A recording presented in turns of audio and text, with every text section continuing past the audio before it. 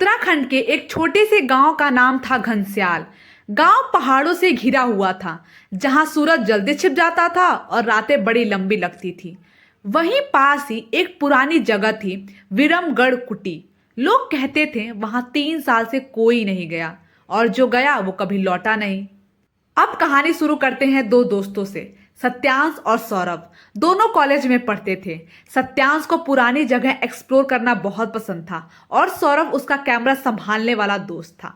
दोनों ने तय किया कि इस बार पहाड़ों की उसी भूली हुई कुटी को खोजेंगे, जिसके बारे में गांव वाले भी बोलने से डरते थे। दोनों ने अपना सफर शुरू किया। शाम के करीब 6:30 बज रहे थे। हवा ठंडी थी, चारों ओर देवदार के पेड़ और झिंगुर की आवाजें। रास्ता इतना संकार था कि दोनों को एक एक कदम रखकर चलना पड़ रहा था। सौरभ ने कहा, भाई ये रास्ता तो किसी ने सालों से नहीं चला है, मोबाइल में भी नेटवर्क नहीं आ रहा है। सत्यांश ने मुस्कुराया और कहा, बस थोड़ा आगे चल, नक्शे में देखा है, वहां एक लकड़ी का पुल है, बस वही पार करना है। जब दोनों उस पुल तक पहुंचे तो नीचे गहरी खाई थी। लकड़ी सड़ी हुई थी, एक एक कदम पर कर की आवाज निकलती थी। सौरभ बोला, मुझे नहीं लग रहा है कि हमें ये पार करना चाहिए। सत्यांश बोला, डर मत, संभल के चल, मैं हूं साथ।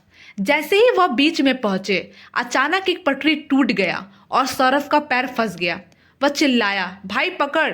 सत्यांश ने उसका हाथ खींचा और किसी तरह दोनों पार पहुंच गए।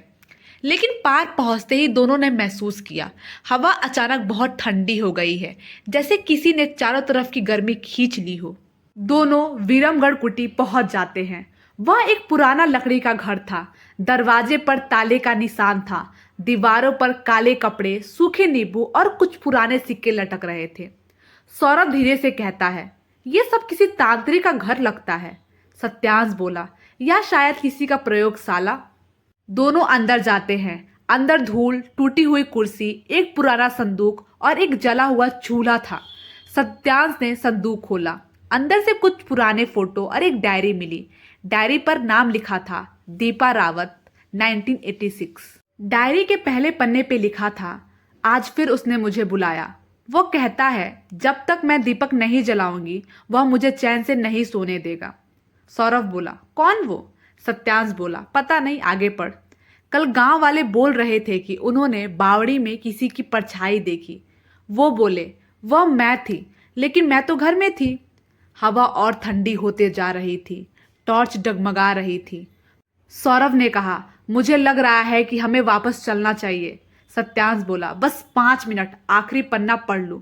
आखिरी पन्ने में लिखा था, अगर कोई ये डायरी पढ़े तो कृपया उस दीपक को मत जलाना जो कुटी के पीछे रखा है। तभी धड़ाम से आवाज आती है और संदूक अपने आप बंद हो जाता है। दोनों कुटी के पीछे जाते हैं। कुटी के पीछे एक मिट्टी का पुराना दीपक पड़ा था, राख में आधा दबा हुआ। सौरभ ने कहा, भाई छोड़ना, डायरी में साफ लिखा है कि मत जलाना। सत्यांश बोला, डायरी पुरानी है, झूठ भी तो हो सकता है। वह दीपक उठाता है और लाइटर से जला देता है। जैसे ही लौ जलती है, हवा रुक जाती है। चारों तरफ खामोशी और फिर दीवार पर एक महिला की परछाई उभरती है। वो चेहरा वही था जो फोटो में था, दीपा रावत। वो परछाई धीरे धीरे दरवाजे की ओर बढ़ती है और दीपक के पास आकर रुक जाती है। फिर एक फुसफुसाहट सुनाई देती है, अब मेरी बारी, और दीपक अचानक बुझ जाता है।